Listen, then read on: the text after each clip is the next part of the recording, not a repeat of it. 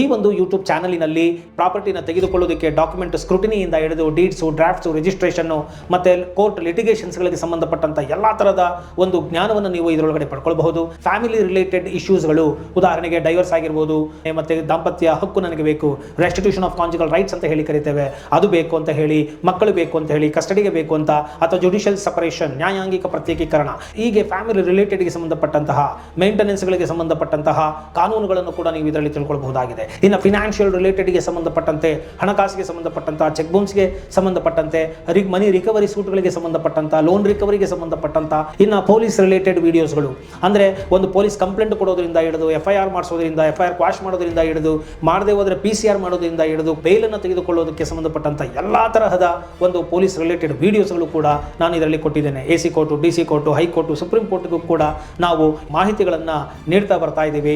ಆ ರೀತಿಯ ಸಂಬಂಧಪಟ್ಟಂತಹ ವಿಚಾರಗಳನ್ನು ಕೊಡ್ತಾ ಬರ್ತಾ ಇದ್ದೇನೆ. ಸೊ ಒಟ್ಟಾರೆಯಾಗಿ ಈ ಮಂಜುನಾಥ್ ಅಡ್ವೊಕೇಟ್ ಎಂಬ ಯೂಟ್ಯೂಬ್ ಚಾನಲ್ಲು ಸರಿಸುಮಾರು 5 ವರ್ಷಗಳಿಂದ ನಿರಂತರ ಕಾನೂನಿನ ತಿಳುವಳಿಕೆಯನ್ನು ಸಾರ್ವಜನಿಕರಿಗೆ ನೀಡ್ತಾ ಬರ್ತಾ ಇದೆ.